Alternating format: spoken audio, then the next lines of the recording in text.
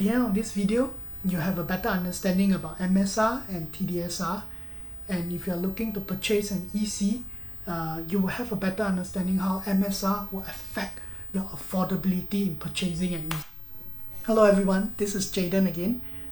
Today's topic is about EC, Executive Condo, how MSR, TDSR and your income level can affect your decision in your purchase. Recently, there have been a number of EC launches in different parts of Singapore. I've received a number of inquiries from different groups of buyers, and I realized many buyers are not aware that MSR rule can actually affect your affordability in purchasing an EC.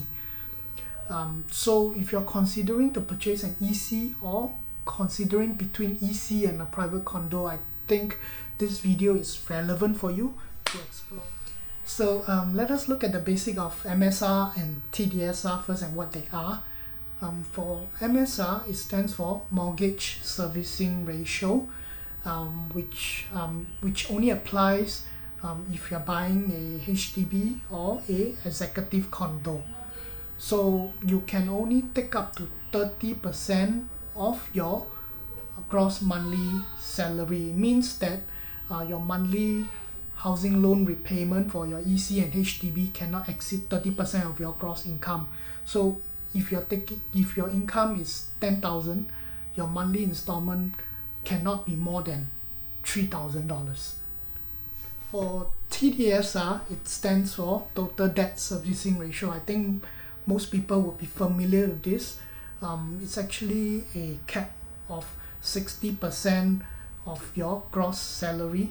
Your monthly debt obligations cannot be more than 60%, which means that if your monthly gross salary is 10,000, you can only use up to 6,000 per month to pay your car loan, your housing loan, your credit card if there's a monthly payment, and all other debt obligations.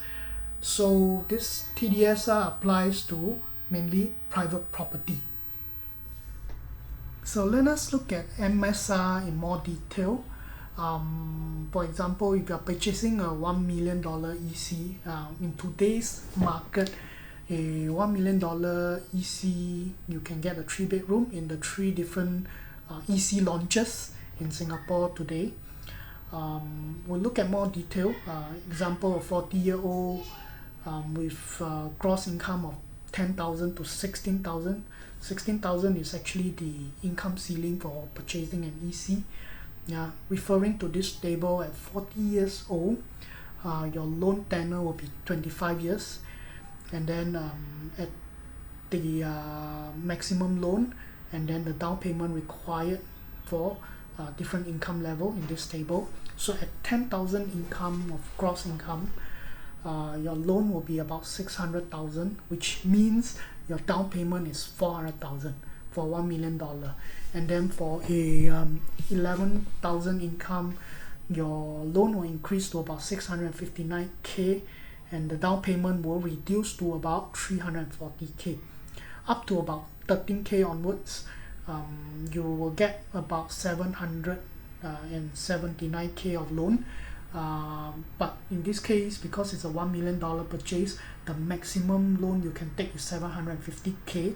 So so your down payment will be capped at 250k. So looking back, if your income is between 13 to 16,000, you will be able to get up to the maximum loan for $1 million property, which is 750k, and your down payment will be capped at 250k. However, there's this group of buyers that if your income is still pretty good, 10k to 12k, you will need to consider carefully and review it carefully, because the down payment can be quite heavy, can be up to 400,000 in this case, because the loan is lower if you apply the MSR rule into it. So for this group of buyers, you probably need to consider whether it's worth to put in such a big down payment, or consider private property in this case, which uses the TDSR rule. which you can reduce the down payment to keep some reserve funds, which I'll share more in the following segment, which under the case study. Let us also look at TDSR, which is for private property, and you can utilize 60% of your income to service all your loan obligations.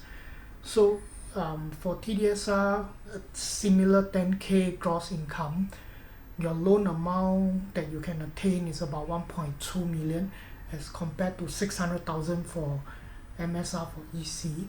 So for private property, it means that you can utilize only 750 for 1 million, and your down payment will be 250k.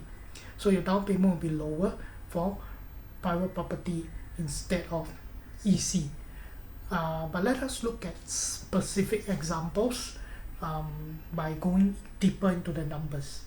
So in this example, we look at a 40-year-old couple, similar to the previous example, 10,000 gross income with a CPF balance of 320,000 that can be used, and cash of 95,000. So let's see what happens when they either buy an EC or buy a condo.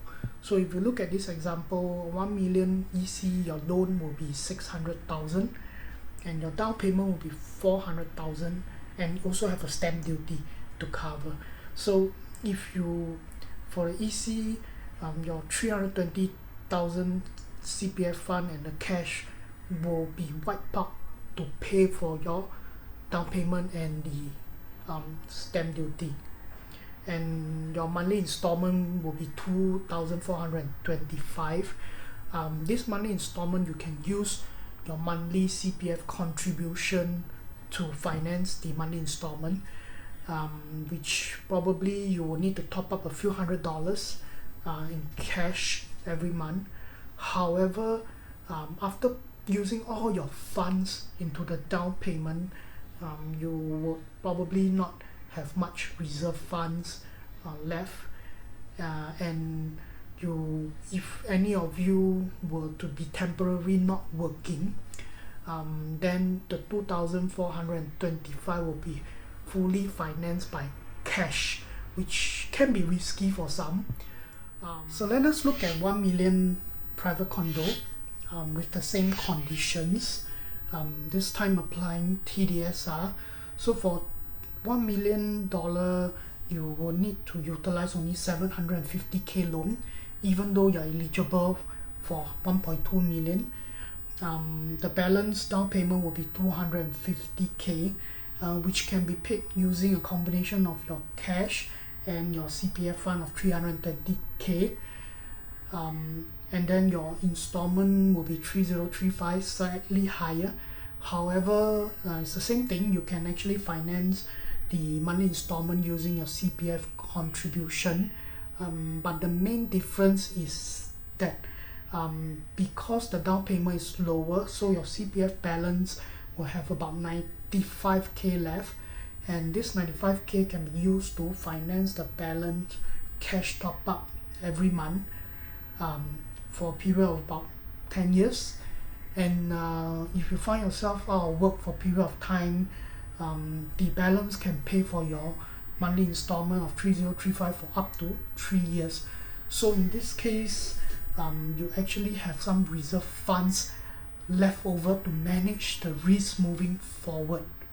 So in summary, EC is still a good investment if you're looking to hold for 8 to probably 10 years.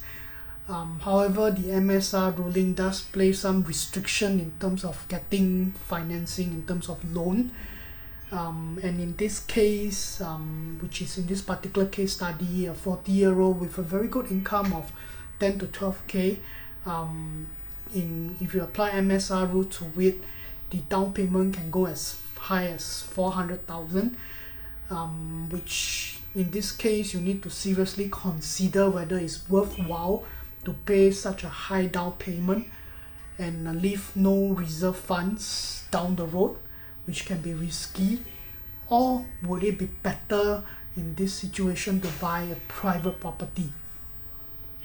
So I strongly suggest you talk to your agent if you have one, or alternatively you can actually PM me or WhatsApp me.